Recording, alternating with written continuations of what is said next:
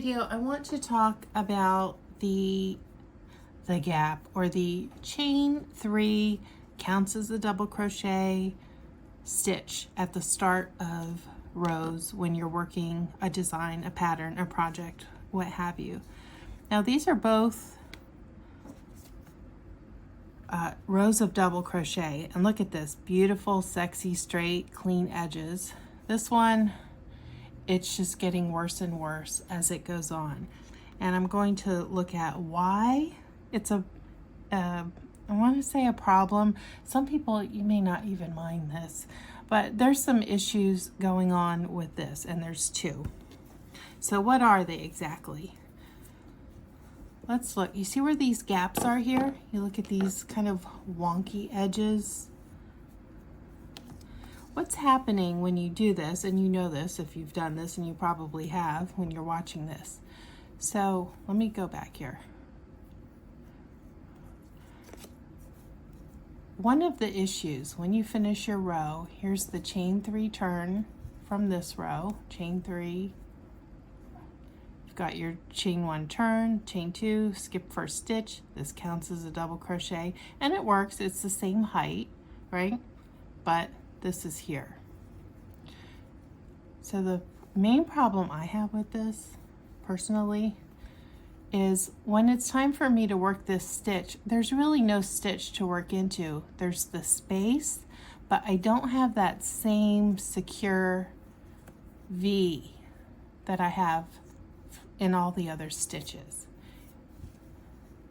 So here I'm working my double crochet, beautiful, lines up perfectly, and then now here I am at this. Am I going to put it just in one of these loops?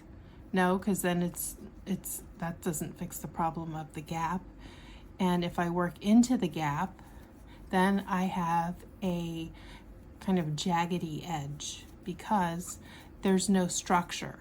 Imagine when you're laying bricks, you always need that flat brick below to build upon, and there's nothing to build upon when it's just a loose space like that. So I'm going to show you the stacked single crochet stitch that fixes this problem or preference. I hate to call it a problem because some people like it and it's just not an issue for them, but it's not great for me. All right, so what I do is turn the work. Do not chain anything. We're not chaining. That causes all of these problems to begin with. I'm just going to take my hook and go right into, hold this back out of the way, go right into the stitch and make a single crochet. Now to stack it, we need to make another one on top. How do we do that? I'm going to look at the two. So we've got these two. Look at this kind of as a side V. This stitch, so this would be the top up here, the front of the V, and then we have the side kind of at the angle stitch right here, and that's the one I'm going to work into. Put the hook in, come back, and use the actual hook part of your hook to kind of scoop through. Oh, I split my yarn. Let me fix that so you can clearly see what I'm doing. Try to keep my fingers out of the way.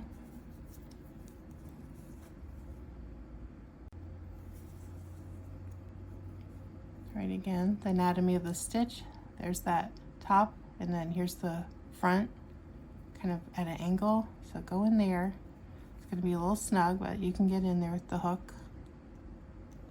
Press in. Here, let me pull it out. I think I've been pulling on it too much while I'm talking to you. All right, go into the stitch. Do not chain first. Make sure I have both the V's on the hook.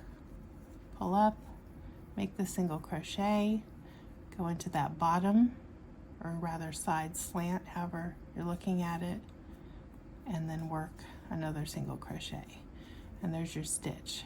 Next stitch, work that double crochet.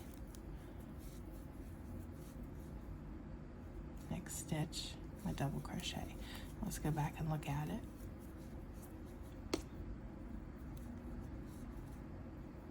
So there's my 1, 2 double crochets I just made, and there's the top of that second stacked single crochet. So when I come back, I see it, my hook goes right in there and it creates a stable stitch for me to build on and give me these straight edges. I wanted to make this video. You may have seen these before, but I have projects in the past and coming up in the future where I'll be using this technique, and I wanted a reference video for people to be able to look at. But also, if you haven't done this before, this is a nice little tip for you to learn for your upcoming projects going forward and avoid the dreaded gap and the loose edge.